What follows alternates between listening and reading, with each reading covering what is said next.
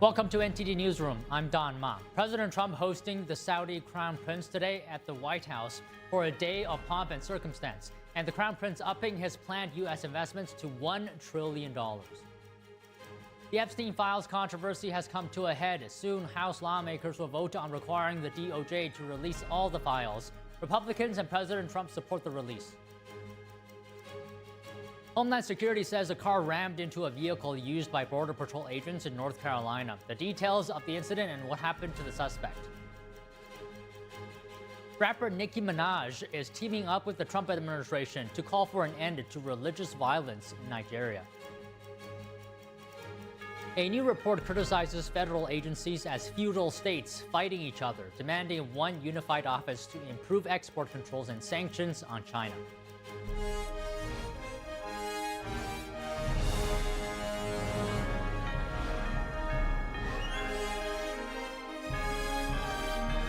This is NTD Newsroom, live from our global headquarters in New York City. Good afternoon, and thank you for joining us today. President Trump welcoming the Saudi Crown Prince at the White House for a day of pomp and circumstance. The Crown Prince, Mohammed bin Salman, pledging to boost his country's investment in the U.S. from $600 billion to $1 trillion. We now go live to NTD's Washington correspondent, Mari Otsu, at the White House. So, Mari, good afternoon. Can you tell us what is the latest from the Crown Prince's visit? Don, good afternoon. Yes, today President Trump is hosting the Saudi Crown Prince, Mohammed bin Salman, also known for short as MBS, at the White House for a day full of ceremony and also talks about business deals, civil nuclear investments, and a defense agreement. The president greeted the Crown Prince on the South Lawn of the White House this morning. The ceremony included a military band and a flyover. And the Crown Prince, before a private lunch with the president, already announced to reporters that he's upping his previous $600 billion pledge in investments to the U.S. to $1 trillion. Take a look at that announcement. We believe in what you're doing, Mr. President, really creating a lot of good things and good foundation to create more economic growth, more business in America. And it will also your work for the world peace. We're going to announce that we are going to increase that $600 billion to almost $1 trillion of investment, real investment and real opportunity by details in many areas. And the agreement that we are signing today in many areas in technology, in AI, in earth materials, magnet, etc., that will create a lot of investment opportunities. So you are doing that now. You're saying to me now that the $600 billion will be $1 trillion. Definitely, because what we are signing, it will facilitate that. And I like that very much. You work hard. No, that's great. I appreciate that. That's great. We're doing numbers that nobody's ever done. This is coming as President Trump is touting his administration's economic agenda and tariff strategy and ramping up his talks on affordability before the midterm elections next year, saying today that $1 trillion investment is equivalent to national security for America. President Trump also praises the Crown Prince, calling what he's done for Saudi Arabia in terms of human rights, quote, incredible. MBS is known for ushering in an age of social transformation in Saudi Arabia. Women in Saudi now drive, work, and mingle freely with men, freedoms that were once punishable by flogging in Saudi Arabia. This is also the Crown Prince's first visit to the U.S. since the 28 killing of Washington Post columnist Jamal Khashoggi that U.S. intelligence believed was ordered by MBS. President Trump and the Crown Prince today both responded to a question about that killing. Take a look. You're mentioning somebody that was extremely controversial. A lot of people didn't like that gentleman that you're talking about. Whether you like him or didn't like him, things happen. But he knew nothing about it, and we can leave it at that. You don't have to embarrass our guest by asking a question like that. About the journalists, it's really painful to hear, anyone that been losing his life for, no real purpose or not in a legal way, and it's been painful for us in Saudi Arabia. We've did all the right steps of investigation, etc., in Saudi Arabia, and we've improved our system to be sure that nothing happened like that, and it's painful and it's a huge mistake, and we are doing our best that this doesn't happen again.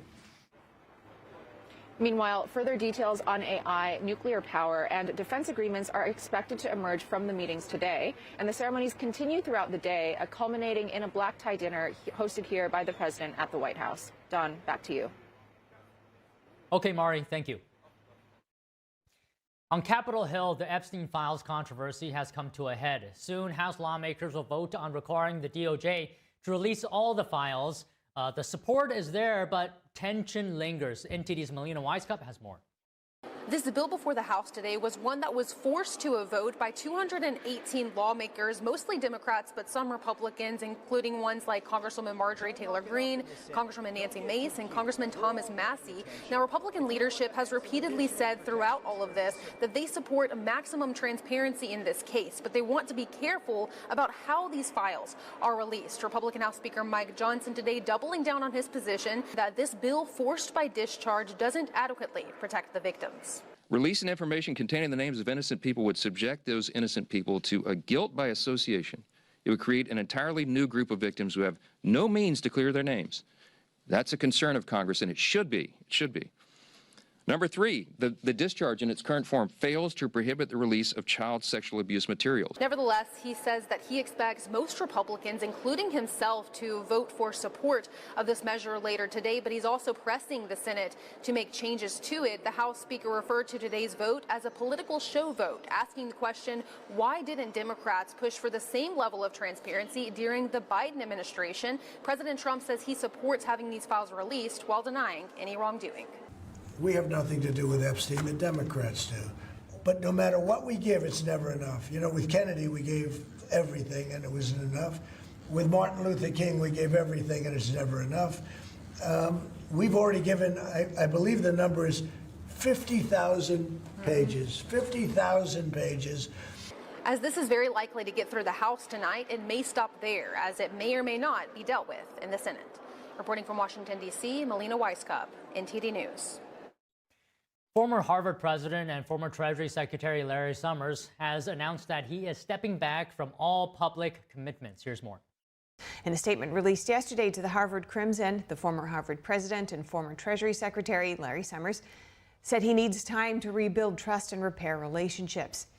The announcement comes days after the House Oversight Committee released more than 7 years of private messages between Summers and convicted sex offender Jeffrey Epstein. The documents show the two remained in contact up until July 5th, 2019, just one day before Epstein's arrest. Summers told the Crimson he's deeply ashamed and accepts full responsibility for continuing the relationship. Since the revelations, he's resigned from Yale's Budget Lab and ended his fellowship at the think tank Center for American Progress. The Crimson reports that Summers remains a paid columnist at Bloomberg and a board member of OpenAI. Summers' spokesperson told the paper he will continue teaching at Harvard. His move comes as Senator Elizabeth Warren urges Harvard to cut ties with him entirely. The Justice Department has launched an investigation into Epstein's connections with Summers and other prominent figures. The House is voting for the release of the Epstein files. Let's take a look at that. Eager to get back to our urgent legislative work that we promised the American people we would do. We've got to continue lowering the cost of health care. We've got to bring down prices for American families, and we've got to finish the regular appropriations process, just to name a few of those priorities. And I wish I could say that our first order of business would be to get to those urgent priorities, but of course we're here spending time on the floor about something else. This is something we could have resolved last week when we brought a unanimous consent to pass this discharge with the full support of the body. But our friends over here who are arguing today stalled that. They objected to it, and they wanted to have this exercise instead. And that's why we say that this is a show vote. That's what this is. They're making a show of it. And it really is a shame. We have some heroic women in the chamber today. I met with many of them a while back. They're in the gallery here. They have come forward. They have shown their faces. They've used their names to share the unspeakable tragedies that many of them were subjected to, some of them when they were very young. And it is a heroic service to the country. They are seeking justice, and the justice has been delayed for too long. The Department of Justice, many years ago, should have brought these charges. It took too long to do it. And now we're in this process of making sure all the American people get the information, but we have to do it in the right way, After 4 years of Democrat control under President Biden, They were not truthful with us about a lot of things. The Democrats insisted the border was secure. We knew it wasn't. They insisted that inflation was transitory. We knew it wouldn't be. They misled the American people about the obvious mental and physical decline of the previous commander-in-chief. And now those same Democrats are demanding transparency. Suddenly, transparency is their new word. Out of nowhere, they've taken a curious concern in the Epstein investigation, all in the name of that, in the name of transparency. But the question has been asked here many times during the debate on the floor, and everybody questioning why it is that Democrats have done this right now have to look at the obvious facts. The Democrats had all the Epstein files in their possession for 4 long years under the Biden presidency. The Biden Department of Justice had these files, and no one on this side who is breathless today about the urgency of this release ever said a word about it. And it was the Democrats who could have urged President Biden's Department of Justice to go beyond prosecuting just Epstein and Ghislaine Maxwell, but they didn't do it. And so it's a fair question to ask today, why now? Why the sudden urgent interest in Jeffrey Epstein? Look, we know why. It's because the Democrats were never interested in transparency or executing justice or protecting the victims of this unspeakable tragedy before. The simple truth is obvious for everybody to see. This is a political exercise for Democrats, and it pains me to say it. I wish that was not the truth, but it is, and it's undeniable. This is as deceitful and dishonest as their pointless stunt was to shut the government down. Democrats are using the Epstein tragedy, the unspeakable evils that this guy committed with his trafficking ring and all of the abuses that they made these young women go through. They're using that as a political weapon to try to distract from their failures as a party and to try their best to try to tie President Trump somehow into this wretched scandal. The president had nothing to do with it. He's been very clear, and he has nothing to hide, and that's why he's endorsed the vote today. I suspect this vote will be probably unanimous. But here's the important point that everybody needs to understand. We have been advocates of maximum transparency, but we have also insisted that the victims be carefully protected. The Oversight Committee has been doing extraordinary work, and we've got some of the most vigorous advocates on the Republican and Democrat side on the Oversight Committee. They've been working in earnest to deliver transparency for the American people and to do it in a responsible manner. What do we mean by that? The bipartisan effort over there is already producing all the results that the discharge petition seeks and much, much more. Chairman Comer and all of these advocates over there have been releasing thousands of documents, for example, from the Epstein estate. By the way, in my view, that's been the greatest treasure trove of information because it's yielded for us Epstein's own personal flight logs, his financial records, his daily calendars, and so much more. But importantly, none of that was addressed or is addressed in the legislation that's being voted on today. The estate files wouldn't even have been encompassed in that. And so it goes to show that the Oversight Committee is doing it the right way. From the very beginning, we've been insistent that this matter be handled carefully and with the utmost caution and care for the people who have been harmed. They should not be made to suffer any longer. We're talking about real people's lives at stake here, and young victims who don't want to be dragged into this political game that could get hurt further. The Democrats are rushing the release of thousands of unsubstantiated documents that may be included in this, that are going to be in the public domain with the passage of this bill. And there are serious deficiencies in the legislation that I have noted at length, and Republicans have to work to address those deficiencies in the Senate if and when this legislation is advanced. I stood before the American public today at our press conference, and I explained in detail the dangers of the discharge petition. We have posted at my website, speaker.gov, a summary. The legal counsel, a small army of lawyers, put this together. I used to be a federal court litigator. Many of my colleagues who have spoken today were. We understand the dangers of how this was haphazardly drawn up. And among them, by the way, Mr. Speaker, before I forget, I seek unanimous consent to enter into this document into the record. It is that. It's on the website. It's entitled, How the Flaws of H.R. 4405 Could Re-Victimize Epstein's Victims, Create New Victims, and Damage the Judicial System. It is dated today. Thank you. And it summarizes just 5 or 6 of the major concerns. Among them, it fails to fully protect victim privacy. It could create new categories of victims. It potentially jeopardizes grand jury secrecy. It fails to prohibit release of child sexual abuse materials that are not appropriately defined in the legislation. It jeopardizes future federal investigations, and we have national security concerns regarding classified information. We'll put this in the record because we need the legislative record to reflect what is the legislative intent behind this vote. I used to litigate cases. We would litigate federal statutes and whether or not they could survive, and legislative intent is important. And we need to say clearly for the record, as a Speaker of the House, I'm saying to you, this legislation that will pass today is flawed and it must be amended.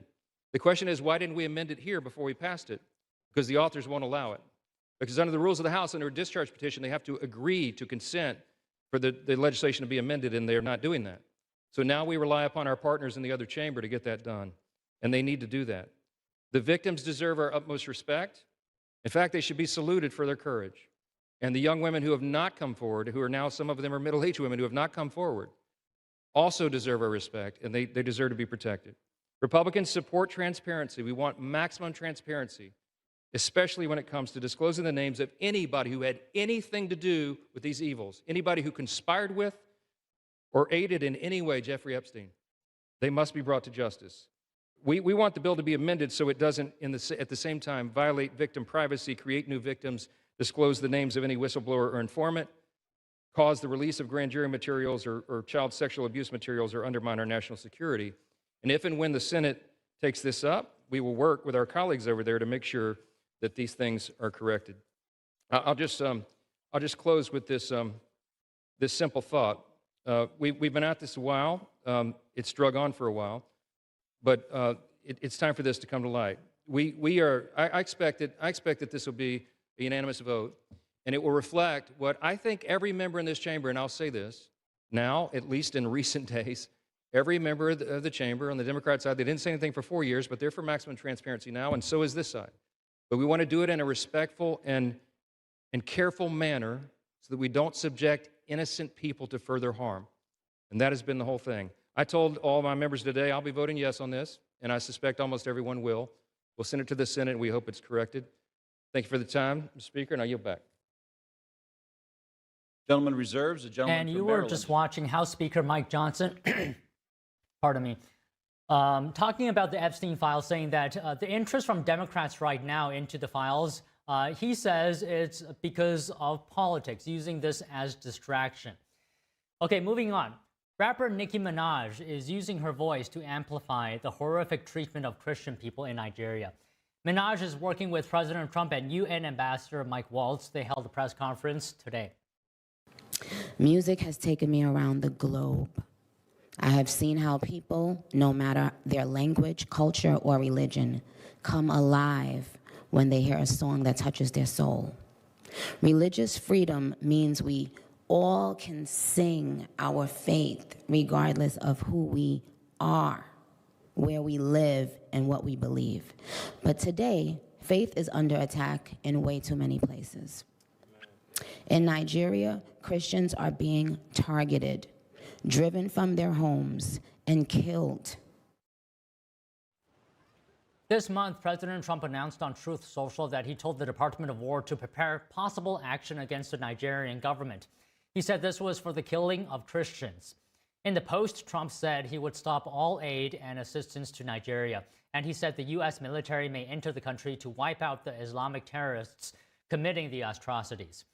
Minaj responded to the post saying in part, "Thank you to the president and his team for taking this seriously. God bless every persecuted Christian."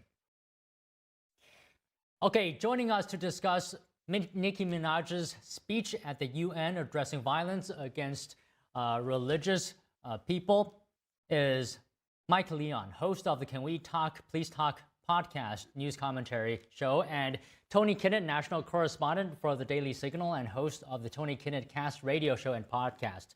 So first of all, thank you both for joining us today. Mike, I'll start with you this time. Can we talk about the significance here of a major celebrity speaking out about this issue? Nicki Minaj has received wide praise for this from the Christian community. You know, it comes as quite as a surprise. I mean, for me at least, I did not see this coming. Yeah, well, good to see you guys first and foremost. You turn to the aforementioned expert on Nicki Minaj, all things Nicki Minaj. I'm not a Barbie, as her fans are called, but here's one thing that it drives me a little bit nuts about when celebrities get behind a cause. And the biggest thing that I would point to is that there are issues that happen, like LeBron James got a lot of hate, for example, with respect to what's happening in China, right? With that population of folks that are oppressed. And it's because the NBA does a lot of business in China. But then when LeBron speaks about some other atrocities or something else that's happening, everyone will always point back to that example. I hate that game of, who's being hurt the most and why aren't you speaking out about it? We should be speaking about of all violence that's committed against people, especially when we're targeting religious groups. So I will give her credit and the kudos for that with respect to what's happening in Nigeria with the Christians that are potentially being attacked here by Boko Haram. Here's what I will say, though, for Nicki Minaj out there and for other celebrities out there with respect to causes. I would urge you to make sure you've researched the cause in depth. Because the one thing that you mentioned, Don, she's not Nigerian. She's Trinidadian and Tobago. She's from New York, right? So what actual connection does she have to this other than the Christianity part of this? And I think it leaves the door open for people that are, let's say, not fans of her, detractors of her, to say there are other injustices that are happening and you're not speaking out about that. So I give her the credit for, again, addressing this, trying to team up with the administration, using her platform to talk about this issue. But I think the one thing it does is leave the door open about other issues that are happening that the administration's maybe not focused on and maybe that she could get hammered for not supporting and using her platform for. Well, all right, Tony, let me go to you now. What do you think? Do you share Mike's view? What are your opinions on this topic? Well, good afternoon to you both. Look forward to this segment every week. I would build off of what Mike says primarily here. I actually did call a member of the Minaj team this morning to prepare for this particular segment. And I brought up some of the concerns that Mike illustrated, this opening up to criticism about other issues and other topics.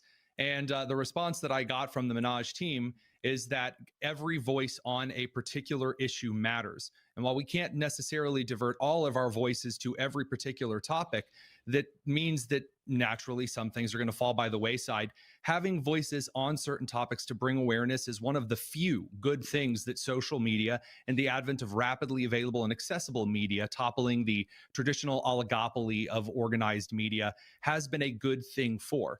Now, here's where the building off of what Mike says comes into play. There is a culture that we have on both the left and the right politically in this country where we do use the, well, you're not talking about this aspect of communication is about to hit people with. We saw that unfairly, I would say, lambasted at Department of Transportation Secretary Pete Buttigieg. Everything that came out of his mouth that wasn't about the East Palestine, Ohio rail disaster was seen as something to hit him with. In the same way, you see this with Donald Trump regarding certain issues here in the country. We've seen this around the world right now. The far alt-right, if you want to call them that, the more paleo-conservative right, is saying that anytime someone talks about Israel, this means, oh, they're Israel first, not America first.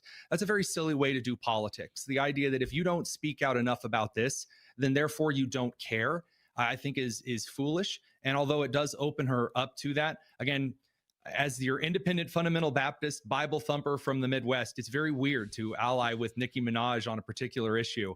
It's certainly good to see not just for the genocide against Christians in Nigeria, but also moderate Muslims who have also been slain by the tens of thousands. Okay, now, Mike, if you don't mind, I'd like to ask Tony a follow-up to what he said just now.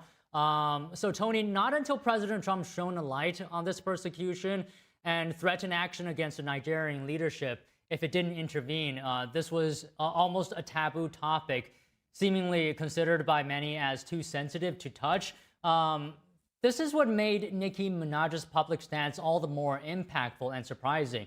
So why has the topic of this persecution been considered so sensitive? So from my perspective, the idea that there are groups that might be considered the majority in some parts of the world that may be facing persecution or genocide in other parts of the world has been taboo. This idea that white people or Christian people or straight people or in some places men facing some kind of discrimination, some type of persecution or a genocide in the case of the Christians in Nigeria, that's seen as taboo because, well, they're in power in other parts of the world and there are other people that might be suffering more. Going back to Mike's tete-a-tete earlier about the LeBron statements regarding the Uyghurs in China, for example, this is something that has made it more taboo. Trump doesn't care about taboos. He doesn't care about something being more politically correct to address at the moment. He looks at something, says he doesn't like it, and then he puts it on the podium. So, Mike, can we talk about the impact here? What do you think is the impact going to be of Nicki Minaj's voice? Yeah, can we please talk? That's why I threw a please in there, Don. I wanted to be polite about it. What's the impact of it? Well, first off, as we mentioned, Nicki Minaj has millions of followers around the world. She has toured the world from a concert perspective. Her music is globally known and recognized. So somebody to be able to spotlight, at least bring a bigger spotlight from the attention standpoint, I think is something that you've seen Trump do this. Kim Kardashian, got somebody, I believe somebody granted clemency during the Trump administration, her first time around, because of Kim Kardashian's advocacy. So you've seen different instances like this where a celebrity has used their voice and their platform to talk about different issues. Again, the biggest thing for me will always go back to there are a plethora of issues right now.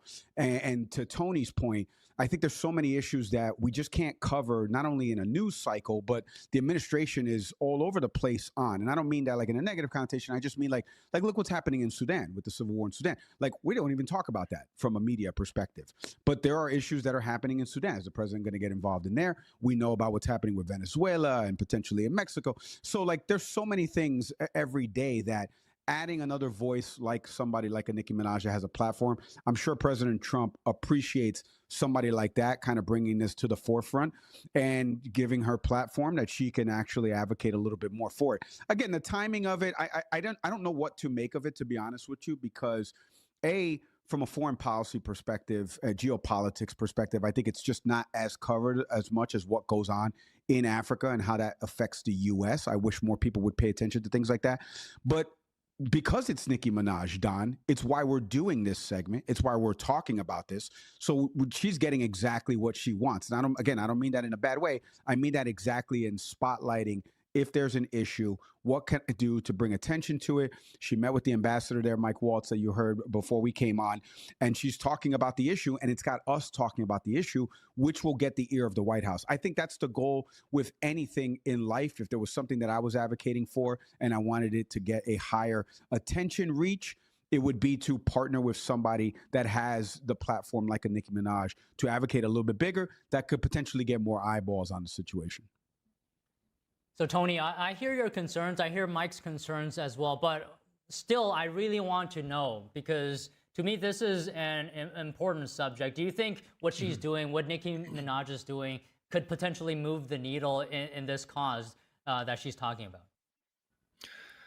The moving the needle it's a heavy needle to lift here because, again, there's the question of actors and who is doing what. Now, of course, Trump has already threatened to cut off aid. He's also put pressure on other members of various African Union delegates. He's, of course, put pressure on allies. We know that from Mike Waltz. We've seen this from Trump's illustrative ability, not only in diplomacy in Africa, but also regarding northern up in Sudan, as Mike alluded to, in the blood fields and the piles of corpses that can be seen from satellite footage that we independently verified here based on experience I'm not allowed to go into detail on TV. But at least in this instance, I'll say that moving the needle, it's a very heavy ask. And I really would love to tell you, Don, that while Nicki Minaj is going to be able to move the needle here by talking about this more specifically, maybe putting enough foreign pressure on and suggesting that there is some American momentum behind future consumption might play a role in this. I remember too much the campaign about Coney in 2012 and even the good intentions behind that particular situation, this idea of slacktivism. Yeah, sure, getting the president's attention on it might be enough to do something. The question is, what will that effectively do on an boots on the ground basis? Maybe provide an area of refugee resettlement or assistance from one African ally in the region to another? I'm not sure anyone knows the answer at this point. And again, I really do wish I could say, yeah, Don, here's how this is going to be the impact, A, B, C, and D. I asked that this morning to a member of the Minaj team. They don't have an answer for it because I don't necessarily think there is one at this time. All right. So, Mike, what do you think America would be like if upholding this fundamental American value and human right were part of the mainstream culture, and even something considered vogue or, more or cool? Meaning in the context of like what Nicki Minaj is advocating for, or just in general? Yeah, what Nicki Minaj is advocating for, and then perhaps as well going beyond that in general. Right. Well, Don, I mean, this gets back into what I was mentioning before, right? You can never please everybody. That's a slogan that I've lived with as I've been doing my own content lane and vertical. And you just got to put your head down and know that you have intentionality behind your content, right? Because it's one of the things that, like I just mentioned, America is the world's super police. We're also the world's most annoying helper, yet we're called on the most, right? So it's like, America, please come help us. Please come spotlight what's happening, like I just mentioned in Sudan. Please come help us in Ukraine. Please come help us with what's happening with Gaza and the destruction there. And then once America gets involved, America, get out of here. You're ruining this place, i.e. Afghanistan, Iraq. There's so many litany of examples. So you can never please anybody. There's suffering happening everywhere. I wish, like I said, again, and this is something that Nicki Minaj leaves the door open to, and Tony mentioned about speaking with somebody on her team.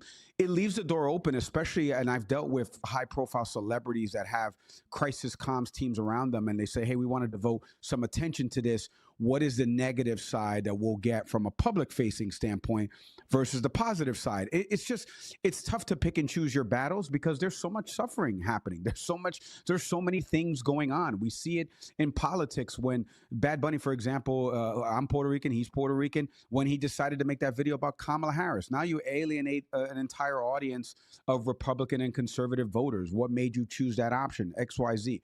So will we ever get there, Don? We're never going to get there. My hope is that everyone treats the same commonalities that are happening in Nigeria as they do what's happening in Sudan, as they do what's happening in Gaza, and that is that there are people suffering. There's human suffering. There's life being lost, regardless of religious leanings, political leanings, whatever it is. It's human beings at the end of the day. It's kids not being able to eat. It's destruction that's happening in those cities. How do we handle that? How do we address that human suffering? That's what my hope is, Don, that everyone kind of gets behind. But you're never going to please everybody because you're always going to cherry pick the examples that those people are going to champion. Okay, Tony, do you agree with what Mike said? Given Nicki Minaj's status, do you think because of what she's doing, she could potentially push this into the mainstream, whether we're talking about religious freedom or Christianity? Oh, I'll finish that one for you, Don. I got you. Civilization. The idea that you shouldn't be slaughtered brutally because you're of a particular faith, that is something that radical Islamists have portrayed for a very long time. And is that idea that that's not okay to slaughter moderate Muslims, to slaughter Christians, to slaughter Hindus? If you're in China and it's from maybe more of the atheist Marxist perspective, to slaughter Uyghurs, yeah, that's not okay. The idea that there are some cultures that are fundamentally better than others objectively, those that don't slaughter people based on minor religious differences. Yeah, I mean, I believe that Nicki Minaj promoting that does make that more palatable. We are moving out of an era of pretending that there are certain oppressed groups around the world who have a right to a slice at the genocide or persecution pie. And if you're talking about, this was why I had kind of the face earlier when you were asking Mike the question, if you mean that people might believe more in cultural interventionism for the sake of saying, no one gets to act as the kind of Eastern European cultural persuasion of the 90s that involved in so many of these micro slaughters that cost tens of thousands, hundreds of thousands of lives, that many would consider a brush fire on international politics to discuss at the UN level.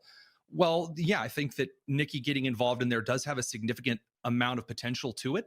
But that involves people becoming active in the political sphere and requiring out of Congress what kinds of foreign intervention are and are not allowed.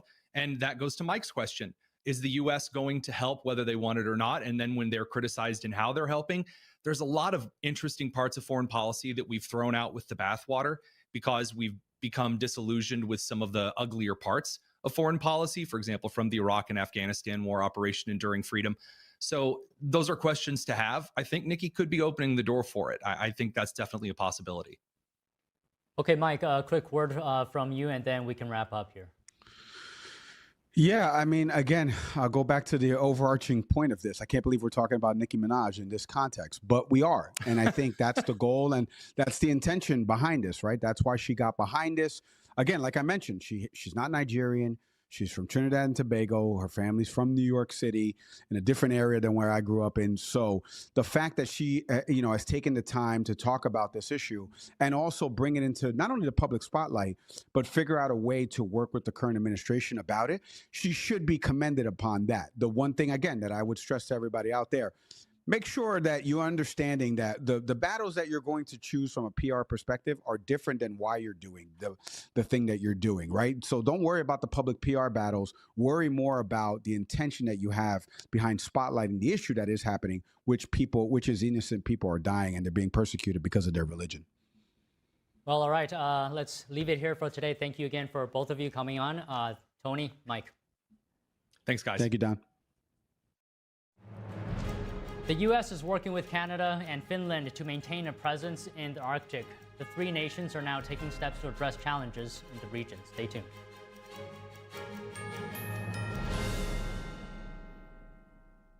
A performance that truly matters for each and every one of us. This is what you've been waiting for.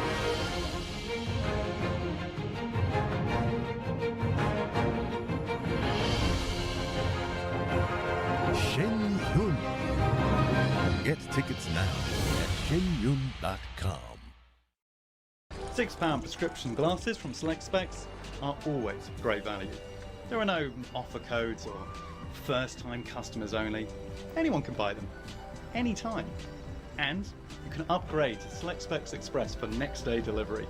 And with deferred payments, you can spread the cost. See now, pay later with Select Specs £6 specs. Next day delivery and deferred payment options available at selectspecs.com/£6. Whispered across generations, a hidden secret unveils the essence of longevity and vitality. A timeless legend regarding energy and wonder. Rooted in ancient health wisdom, we proudly introduce Pure Tang Black Ginseng, a 100% natural organic energy drink made from premium 6-year-old Korean ginseng. It takes 2,260 days and nights from seed to growth, undergoing a meticulous 9-step process of steaming and drying. Black ginseng reaches its full potency, enriched with ginsenoside RG3 and enhanced absorption efficiency.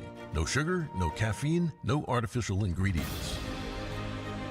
Experience the pure natural power of Pure Tang Black Ginseng. Nourish your body, strengthen your immunity, and boost your energy. To order Pure Tang Black Ginseng, please visit puretang.com.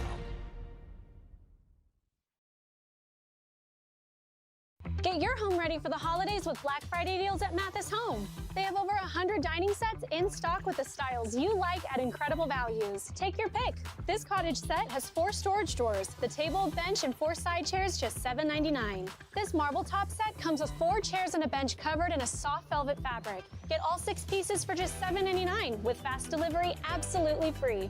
Get the lowest prices of the year with Black Friday deals at your furniture superstore, Mathis Home. I've stayed hidden for decades, but I had to come back because they started selling Folicious at Walmart.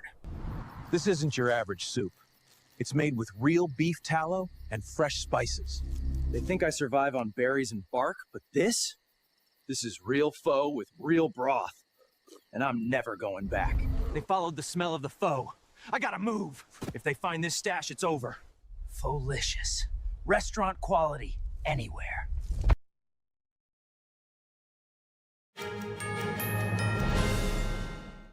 Joining us now to discuss the president's meeting with the Saudi Crown Prince is Rick Fisher, Senior Fellow at the International Assessment and Strategy Center and an international military analyst. So Rick, always good to speak with you. Thank you for joining us today. It looks like a lot of warmth between the two leaders today in the Oval Office, and the approved sale of F-35 stealth jets to Saudi Arabia is top of mind for national security reasons. Could you set the stage for us here? How significant is this sale? This sale is one of the most significant military strategic developments in U.S. Middle East relations in many years. Allowing Saudi Arabia to purchase the F-35 is is not just the sale of a jet fighter.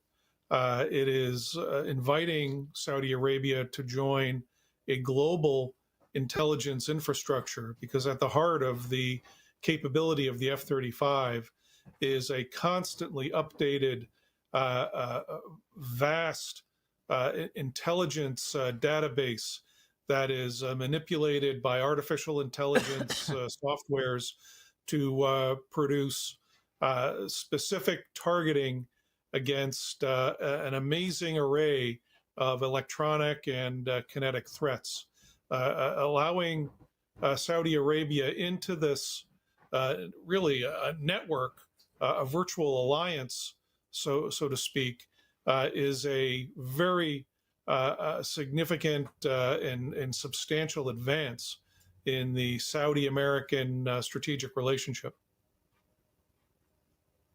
So as you alluded to, Rick, this is very significant. So far, only Israel has the F-35s. This would make, Saudi Arabia the second nation in the Middle East to have it. What does the U.S. get out of this? How could this benefit U.S. national security interests? Well, we have to remember that we are in a vital strategic competition in the Middle East with China. China has for decades been organizing and advancing its influence to try to displace the influence of the United States. It has a very significant military relationship with Saudi Arabia. They recently conducted naval exercises, and China has organized a coalition of all Arab nations to try to advance mutual goals, namely Chinese goals, and to displace American influence. The United States really, in a way, had little choice but to sell the F-35 to Saudi Arabia, because if we didn't, in just a few short years, China would probably be able to sell multiple fifth-generation fighters to Saudi Arabia that would very much move its national security infrastructure towards Chinese technology and Chinese influence. Today, Saudi Arabia mainly uses American technology and is firmly in the American technology sphere, which is strengthened by the F-35 sale, even though there are substantial concerns both inside the U.S. government and outside the U.S. government that sale of the F-35 to Saudi Arabia could pose a potential risk of compromising its technology to the Chinese presence in that country. And of course, selling this fighter to Saudi Arabia without a comprehensive Saudi-Israeli political settlement path forward is unsettling for Israel. Okay, so a couple of points there. I want to address the latest one you raised about Israel. Does this sale to Saudi Arabia reduce Israel's military edge? I don't think so. The degree to which the United States and American military contractors will be present in Saudi Arabia, maintaining and updating and training Saudi pilots and maintainers is one way of, shall we say, providing some degree of control or veto on Saudi use of this technology. The Saudis, of course, are well aware of this. It's a factor that's accompanied all American weapons sales to them. But to the degree to which the United States has helped to ameliorate tension between Israel and Saudi Arabia, all of this is good. The Saudis have access to Chinese ballistic missiles. They have recently entered into a defense pact with Pakistan that explicitly calls for Pakistan to share its nuclear weapons in the defense of Saudi Arabia if necessary. There is essentially a rough balance of power between Saudi Arabia and Israel at the military level. Economically, of course, Saudi Arabia is an energy giant. So, yes, Israel can look at this sale with varying degrees of concern, but so does the United States. And the United States, I think, will be working very hard to make sure that this new capability does not threaten Israel, but primarily threatens future Chinese arms sales.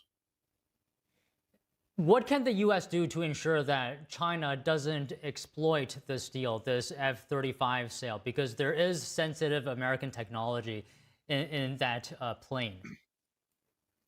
Well, yes, there are many procedures the United States can take, and the United States takes most of these measures with all of the F-35 sales partners, over 20 countries now, to purchase or operate this aircraft. All training of pilots takes place in the United States. Training of maintainers, for the most part, as well. So, in a sense, we get to know the community that will be flying and maintaining the F-35. And this will have to be extended to Saudi Arabia as well. And of course, there's control over the enabling intelligence database. In order to sustain access to that intelligence database, Saudi Arabia and the United States are going to have to be in agreement with many aspects of behavior going forward, and to include a responsible but non-violent relationship with Israel. Okay, well, Rick, that's all the time we have for today. Thank you for speaking with us. A pleasure. Thank you for having me. The U.S. is working with Canada and Finland to maintain a presence in the Arctic. The three nations are now taking steps to address challenges in the region. Stay tuned for more after this break.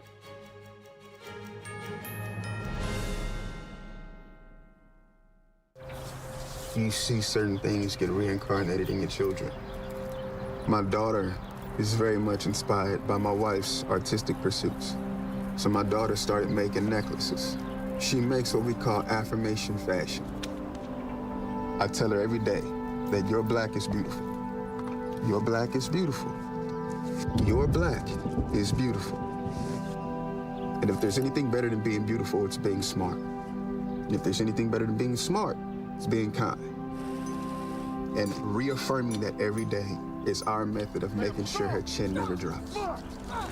My dad wasn't around, and I remember riding a bike and falling off and cutting myself, and me never just wanted to get back on it. People ask, how your children learn how to ride a bike, and you didn't. I didn't teach them. I just created an environment where they taught themselves, and all I had to do was be there.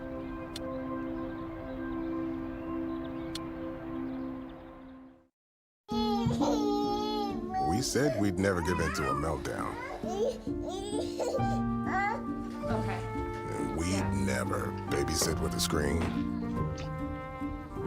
We said we'd never let the toys take over. Mariella! Never leave the house looking, well, and never let them out of our sight.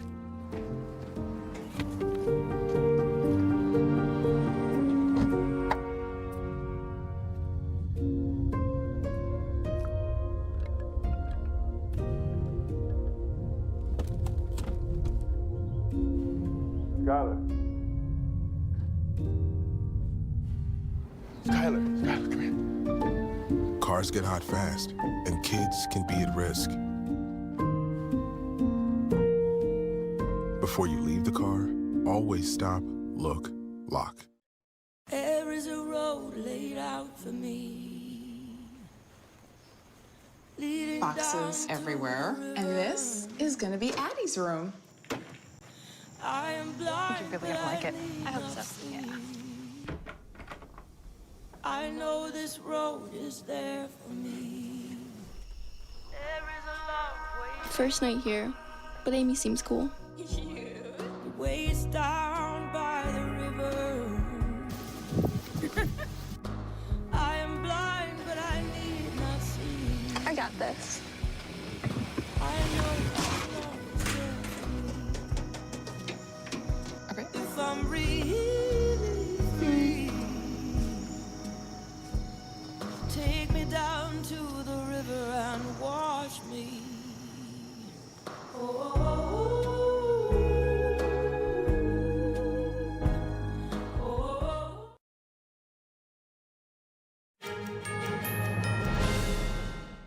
Homeland Security says a car rammed into a vehicle used by a Border Patrol agent in Charlotte, North Carolina. It's the second such incident this month so far. Homeland Security took to X, writing agents were preparing for an operation when a car jumped a curb to enter the parking lot and sped toward the agents. After a warning, the driver drove the vehicle toward the exit of the parking lot. The Post goes on to say, as agents went to confront the driver, the car rammed a law enforcement vehicle and then fled the scene. Agents arrested the driver after following and eventually stopping the vehicle. Video posted by Freedom News TV appears to show the driver was a female in her 20s. A similar incident took place earlier this month. A Border Patrol convoy encountered a vehicle that attempted to ram into them while conducting immigration enforcement operations in Chicago. A federal judge says no immigration arrests in courthouses. She dismissed the Department of Justice lawsuit against the state of New York. The legal action challenged state laws blocking such arrests in courthouses. The ruling affirmed New York's Protect Our Courts Act, throwing out claims of federal immunity and intergovernmental immunity violations. The law shields individuals attending court proceedings, including parties, witnesses, and family members from civil arrest without a judicial warrant. The DOJ lawsuit argued the laws violated the Constitution's Supremacy Clause, which states that federal law supersedes conflicting state laws. The judge refuted that argument, saying New York was protecting its sovereign interests in the face of undue federal interference. The Pentagon is setting tech priorities, unveiling 6 areas it says it will define the future of U.S. military dominance. According to Undersecretary of War Emil Michael, the shift is meant to speed up battlefield innovation as global threats accelerate. These 6 critical technology areas represent the priorities that will deliver the greatest impact, the fastest results, and the most decisive advantage on the battlefield. These priorities will ensure that our warfighters never face a fair fight. The Pentagon's list includes AI, biomanufacturing, contested logistics, quantum and battlefield information dominance, directed energy, and hypersonics. Undersecretary Michael says adversaries are moving fast and U.S. forces need these technologies now, not years from now. Michael said yesterday the Pentagon would work with partners in the private sector and academia on these critical technology areas. The U.S. continues working with allies Canada and Finland to maintain their presence in the Arctic. The 3 nations recently agreed to build more icebreakers, which are ships designed to break through and navigate through ice-covered waters. Homeland Security Secretary Kristi Noem met with representatives from the 2 nations today. The Arctic is the world's last, most wild frontier, and our adversaries are racing to claim its strategic position and its rich natural resources for their own. If we give up that high ground, then we will condemn future generations to permanent insecurity, and we're not going to let that happen on our watch. This is what brings us... Last week, the U.S., Canada, and Finland agreed to establish the Icebreaker Collaboration Effort. They aim to work together to share knowledge and strengthen their ability to produce high-level icebreakers. And today, the 3 nations signed a joint statement of intent. It will strengthen industrial cooperation while supporting domestic shipbuilding industries and creating more jobs. builders are some of the most... The representatives say expanding icebreaker fleets will help better address Arctic challenges. A three-judge panel today said a new congressional map drawn by the Texas legislature cannot be used for the 2026 election. The panel ruled that the state will have to use the lines that the legislature passed in 2021. Judge Jeffrey Brown said there was a public perception that the redrawn was about politics. The map cleared the GOP-controlled legislature in August and was then signed into law by Governor Greg Abbott. The new map could have given Republicans control of 30 of the state's 38 congressional districts, up from the 25 they currently hold, and helped protect the GOP majority in the U.S. House. Any appeal of today's ruling will need to go directly to the U.S. Supreme Court. The House just voted overwhelmingly to pass a bill to force the Justice Department to publicly release its files on the convicted sex offender Jeffrey Epstein, after previously speaking out against a Democratic-led discharge petition. President Trump lately called on his party to vote for the resolution. Louisiana Republican Clay Higgins is the sole no vote. He says if enacted in its current form, this type of broad reveal of criminal investigative files will undoubtedly result in innocent people getting hurt. Speaker Johnson has also argued the bill lacks protection for the victims and risk disclosure of non-credible allegations, among other things. But he did say he will vote for it. A decision has been made on Capitol Hill. The House of Representatives has voted to require the Justice Department to release the full Epstein files. The bill was passed with 427 votes versus 1. Representative Clay Higgins was the only person to vote no. He posted on X, "This bill reveals and injures thousands of innocent people. If enacted in its current form, this type of broad reveal of criminal investigative files to be released to a rabid media will absolutely result in innocent people being hurt." All right, we're going to take a short break now, but don't go away because we'll have more important news right after this break. Stay tuned.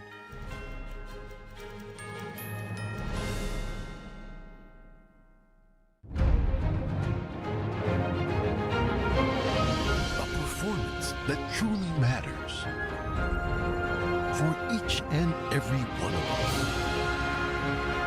This is what you've been waiting for.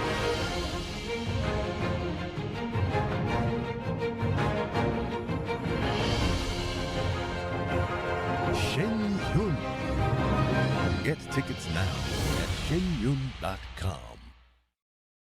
Whispered across generations, a hidden secret unveils the essence of longevity and vitality, a timeless legend regarding energy and wonder. Rooted in ancient health wisdom, we proudly introduce Pure Tang Black Ginseng, a 100% natural organic energy drink made from premium 6-year-old Korean ginseng. It takes 2,260 days and nights from seed to growth, undergoing a meticulous 9-step process of steaming and drying. Black ginseng reaches its full potency, enriched with ginsenoside RG3 and enhanced absorption efficiency. No sugar, no caffeine, no artificial ingredients. Experience the pure natural power of Pure Tang Black Ginseng. Nourish your body, strengthen your immunity, and boost your energy. To order Pure Tang Black Ginseng, please visit puretang.com.